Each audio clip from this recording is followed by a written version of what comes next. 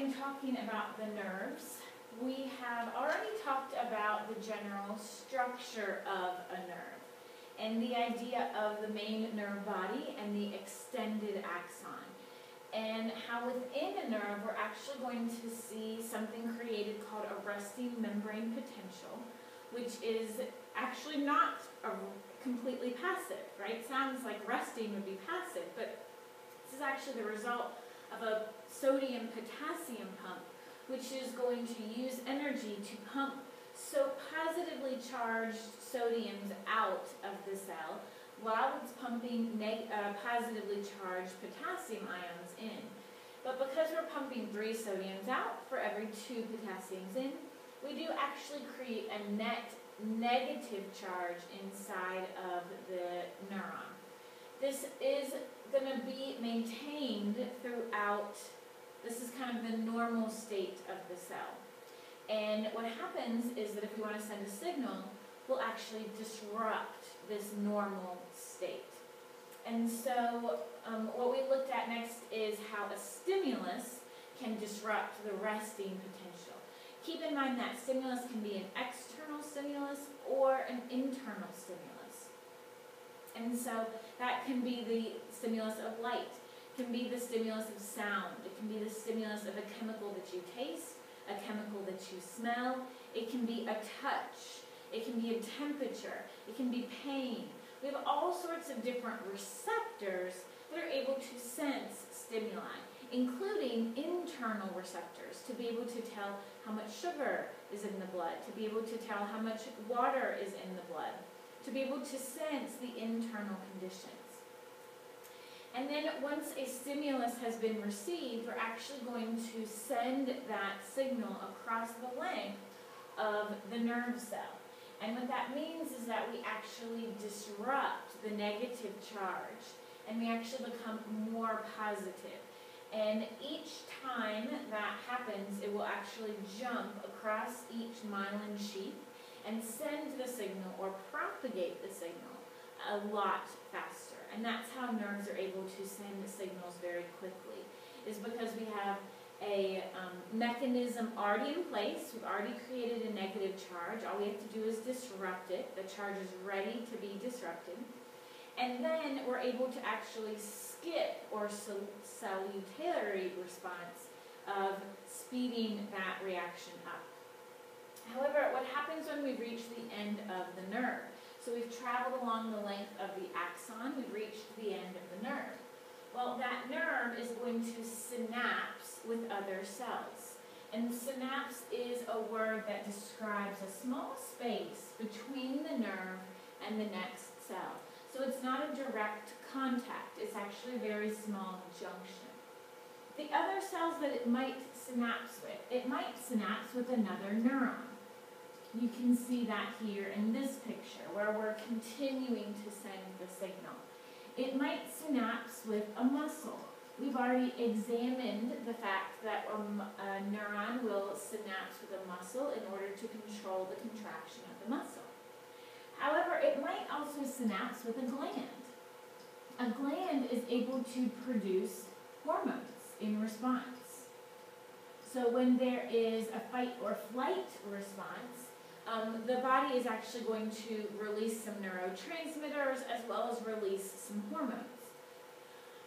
So here's the key at a synapsis or at a synaptic space, is we can't use voltage anymore. We can't use electricity. So we're actually going to have to use a neurotransmitter. When we reach the end of an axon, we are going to see these vesicles. Synaptic vesicles are going to be membranes, membrane sacs,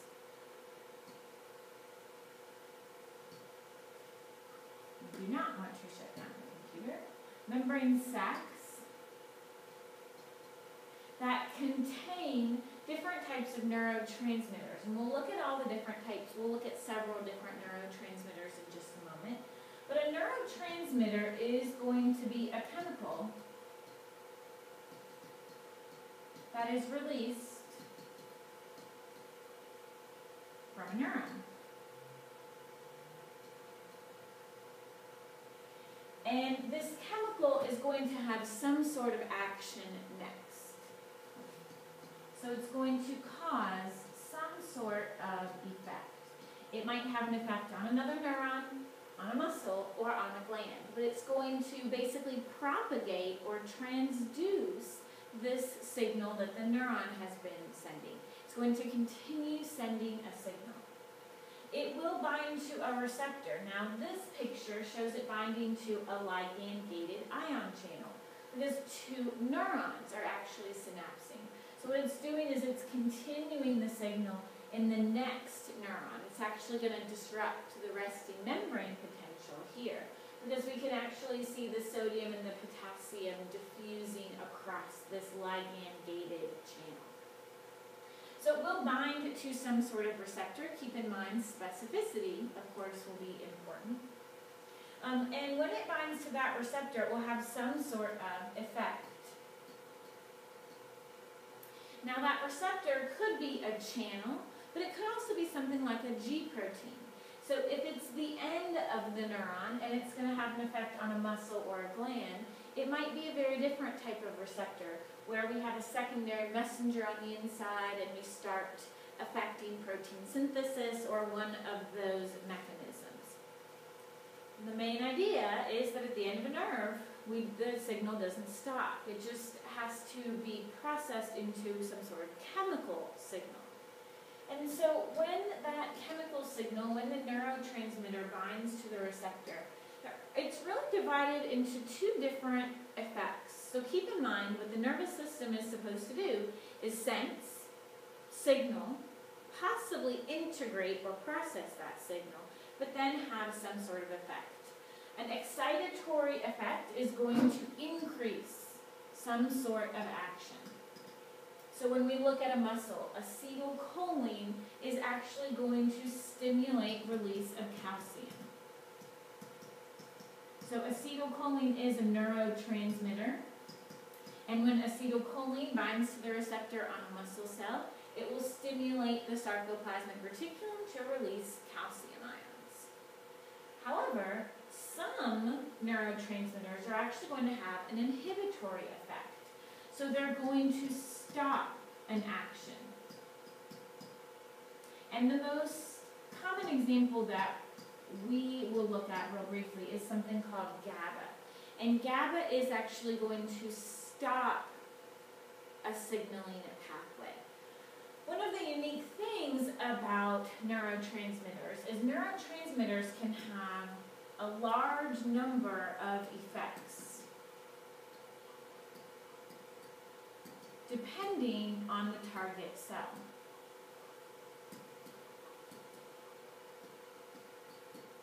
So epinephrine and norepinephrine. These are both hormones that are going to have effects on multiple parts of the body. So for example, epinephrine is a vasoconstrictor. It's going to cause blood vessels to constrict. But it's also going to have an effect in the digestive system. It's also going to have effect in the urinary or excretory system. And so the idea is that depending on where the receptor is, that target cell might actually do different things. Acetylcholine is mainly found in nerve and muscle junctions, but it's also found in nerve-to-nerve junctions. Dopamine is actually going to affect your emotions or your mood. And so this is mainly going to be focused in your brain. Serotonin is going to affect your sleep patterns. So again, we're seeing release into the brain, but also possibly causing the muscles to relax, the eyes to, the pupils to constrict. Endorphins, everyone knows this is another transmitter that's going to affect your mood and your brain. Nitric oxide is an unusual one because it's a gas, so it's actually able to have a much larger effect more quickly. And then we already said GABA is an example of an inhibitory. So what we need to know at this point is when the depolarization is being transduced along the axon and it reaches the end of the axon, what will happen next? Some chemical will be released, and that chemical is going to help have an effect within the target cells. either an increase of an action or the stopping of an action. One thing we do have to be careful with is the need for removal. We do need to actually remove this neurotransmitter. And so what we actually see sometimes in especially drug users, because a lot of drugs bind to receptors that are there for normal neurotransmitters.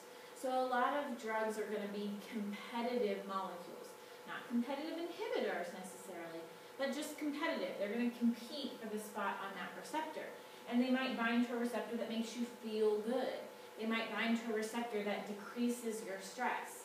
And so things like nicotine and cocaine, they'll actually bind to receptors that normally your neurotransmitters would.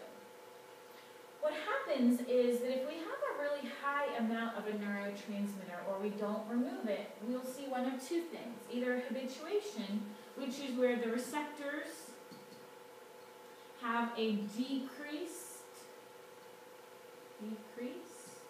response, or addiction, where we perceive that we need that molecule. And the cells actually won't process normally because the body has decreased its own production of that neurotransmitter. So it is interesting to see what will happen if we have too much of a neurotransmitter. The final part of studying the nervous system has to do with the concept that not all nerve cells are the same. Nerve cells are going to be differentiated. So differentiation in the nerve cell. And when we look at nervous systems in animals, we will actually be able to track the evolution of a nervous system. So for example, sponges do not have nerves at all. They don't have nerve cells, they don't have neurons, they don't have anything kind of cooperating. Cnidaria, which are your jellyfish, are going to have what's called a nerve net. So they are going to have neurons that are able to stimulate muscle.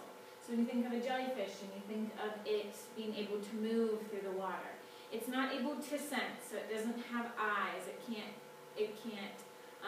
hear. Now it is able to sense chemicals in the environment, but it can't orient itself towards it and move in that direction. And so we do see the ability of nerve cells to control muscle. We don't see this ability to integrate. When we look at platyhelminths, these are called flatworms, and we do start to see what's called a ganglia. Now, in the cnidaria, the nerve cells are spread equally throughout the body. But in some animals, we see the evolution of something called cephalization. And cephalization is the concentration of sense organs and integration in the anterior region. Anterior is known as front. So when you look at a frog or a fish or a crocodile or a rat, and they're all on four legs or they're kind of facing down and forward, this is the front part of their body known as the anterior part of the body. Because humans and some other organisms are bipedal or walk on two, we kind of think of it as the top, but it really was the front of the body because that's the direction that you're moving in.